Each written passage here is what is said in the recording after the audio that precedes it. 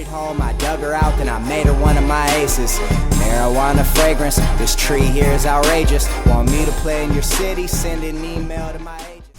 Yo, what's going on, everybody? It is Straight to Boston here, aka the King of Boston, and today we are back for episode 46 of the Miami Marlins franchise here on MLB 13, the show. And today we are here for the offseason following the World Series victory in Season 4. The Marlins head into this offseason with a lot of questions surrounding the group. Free agents such as Giancarlo Stanton, Aroldis Chapman, Matt Moore, Derek Holland, Jim Johnson, and then we got a couple other guys coming off the books that will need to re-sign, like Xander Bogaerts and Rob Brantley. So we have a lot of just question marks and potential change around this team, so we're going to head right into the postseason, and you can see, or not the postseason, the offseason. So you can see, obviously, we have some time to look at our own players to try and re-sign. You can take a look at the re-signed or the retired players. Rajai Davis and Jason Kubel, as expected because of age. Both those guys go out on top, and Kila Kawai Kui, who goes out because of an injury. So that's actually big because we were thinking about calling him up and having him be a potential backup first baseman if we don't re-sign Matt Downs. But first things first, we have to re-sign Giancarlo Stanton. I lowered the deal a little bit here, and he actually has a good amount of interest in it. Aroldis Chapman, we're just going to tender a qualifying offer to. We're not going to try and lock up long term. I don't want to put a lot of money into just a closer, even though closers are hard to come by. But, you know, I just don't feel like it's worth the investment to put a lot of money into him, so we offer Matt Moore a long-term contract. We're also going to look at Xander Bogaerts, trying to give him a long-term contract, lock him up until he hits free agency at a fair price. And here we go, Rob Brantley. So once again, same thing. We're going to try and lock him up until he hits free agency, and actually even a little bit past that. So anyway, Zach Lee here, we're going to re-sign. But one thing you may have noticed is we are going to let Miguel Sano walk to free agency.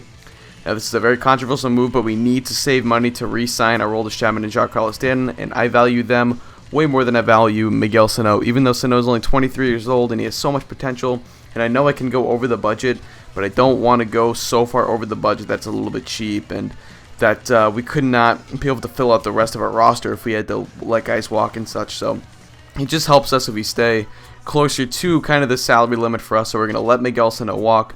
But I think you guys are going to like who I get to replace him soon. So we're going to re-sign Esmo Rogers, hopefully, for about $920K. Just looking through the rest of the roster, Jordan Swaggerty, we're going to try and get long-term. We'll see if he takes that. If not, we'll just renew his contract. Jim Henderson, we'd like to get back for a year. Same thing with J.A. Happ. You'll just give him for a one-year contract. Why not have that extra starter, that extra depth? Tommy Hunter, same thing. He's a little bit younger, so we're going to give him 2 years. Alberto Tejada, one of our best pitching prospects, we're going to lock up for long-term. Same thing with Tony Childress. And I guess Tony Childress is actually already re-signed for a long-term. So we're going to go Joe Denson, give them both a 5-year contract. Lamont Hall, we're going to give a 3-year contract, another top prospect. Christian Vasquez, backup catcher.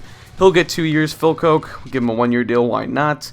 And Jason Bourgeois, I did not plan on re-signing him, but I might as well. We need guys like that to fill out the roster, so might as well sign them and just keep them in AAA or whatever. And you know, it is what it is. So Colby Copeland, we're going to re-sign. He's another good prospect for us. Jake Smolkinski is actually an underrated prospect for us. I think we could use him at the big league level. He does have some good hitting stats.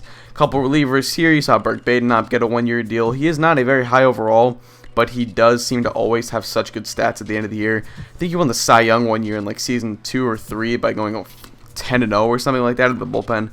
Daniel Nava, he's still on the team. He's very underrated in this game, but re-signed him nonetheless. Ramon Tavares, top shortstop prospect, get him back. And Dan Jennings, as well as Jeff Lynch, who's another top prospect, and Gary Stockton, one of our top catching prospects. So that pretty much rounds out the free agents for our team. Try to go through those really quickly, and we're going to move on to the latter part of the offseason. So we're going to simulate ahead here. See, Tommy Hunter gets his deal. Gary Stockton, Matt Moore re-signed, 6 years, $76 million. Very fair price for a pitcher of his caliber, I would say, especially considering how big he came up in the postseason. We got Dan Jennings, AJ Ramos, Giancarlo Stanton is back, $92.13 million over 6 years. Both him and Moore get 6-year deals. Very good. Very glad to have them back. Nava, Hab, Gorkis Hernandez, Chris Coughlin. Xander Bogaerts is back. 5 years, $26 million, $27 million if you round it up. That's good to see. He'll be our shortstop for the future at a very fair price. Zach Lee, we got back. Christian Vasquez, Raymond Tavares, Zach Phillips, Justin Nicolino, we get back. That's a good signing. 4 years. That'll lock him up until he hits free agency. Actually, that'll lock up until his last arbitration year, but either way, we're skipping ahead here to the Rule 5 draft, and I was really satisfied with what I did in the Rule 5 draft. The first guy we're going to take is Ji-Man Choi. Look at that contact versus righties. We could use him off the bench. You could platoon in a certain position, and look at our other guy, Steven Prochia. Look at his ratings versus lefties. We just found 2 really good guys for our bench that can really do special things. Like, I like I like having specialists off the bench, speed guys, fielders, hitters versus lefties, hitters versus righties, power guys, contact guys. And you can see the Reds did lock up Derek Collins, so we will not be getting him back. And I believe we didn't end up getting him back. Our oldest Chapman, Jim Johnson. Maybe I'll show the teams that those guys went to in the next episode. But anyway, I like having specialists off the bench, and Ji-Man Choi and Steven Procia not only represent specialists, but I've talked about it before how I wanted to win with the group that we already had surrounding the ball club, including Donovan Solano, Logan Morrison, Rob Brantley, all those guys. But maybe now that we've won, and I kind of did this offseason, I didn't re-sign Miguel Sano, and you'll see we're going to make some further moves through trades that I'm kind of going to acquire a team that I personally enjoy with a couple of my favorite players. And I think now that we've won the title, we kind of have the freedom to do that. We can assemble a team of guys that I want. And Steven Procia and Ji-Man Choi represent an interesting possibility for a platoon at first base, with obviously Choi hitting righties and Procia hitting lefties. That'd be a deadly platoon, I think, and I like the idea of platooning. I think platooning is a great idea, and you will see it. I'm actually going to have a platoon at a certain position coming up after we make through some further moves in the offseason. But anyway, I like platooning, and I think a Procia, Ji-Man Choi platoon might work out in first base in the future if we decide to get rid of Logan Morrison. But anyway, Rob Brantley's arbitration date is here, and he's only going to be making $520,000 next year. That's a very good price for a catcher of his caliber.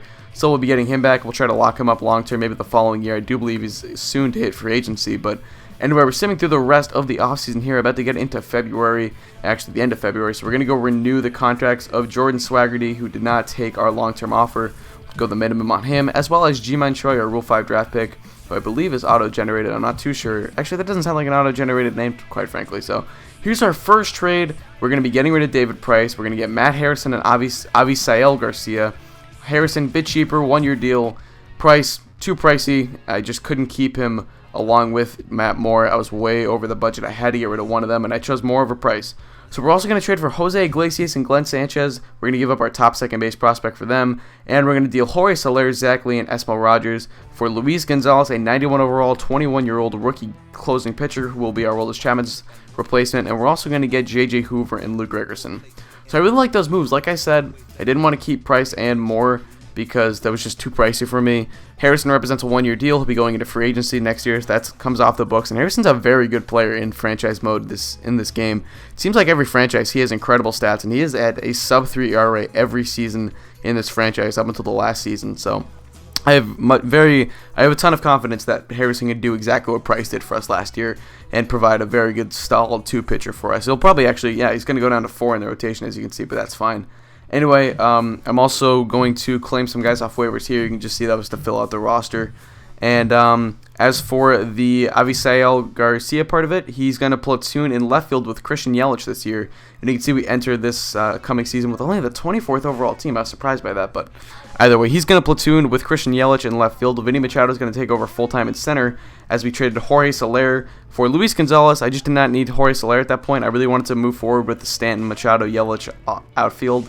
And Yelich will be platooning with Garcia, as I mentioned before. But anyway, that's pretty much that. We get Luis Gonzalez, and then we swap Esmel Rogers for J.J. Hoover, and or we swap Zach Lee and Esmel Rogers. They really wanted Zach Lee. That made the deal work. I threw in Esmel Rogers to cheapen up some contracts, and we take on J.J. Hoover and Luke Gregerson. I just saw that stabilize the bullpen a little bit. And for that other trade we did make, we get Jose Iglesias. He's going to take over at shortstop. We'll move Xander Bogaerts over to third base. And we get Glenn Sanchez, a top first base prospect. We traded our top prospect, though, in our organization, Irving Duell. But that's okay. We have another second base prospect already. And then we get Glenn Sanchez, who's a beast of a first baseman. He can represent a future first baseman. We'll see what happens there. But anyway, that's pretty much going to wrap up this video for me. So I thank you guys for watching. Hope you did enjoy. And so I'm out. Peace.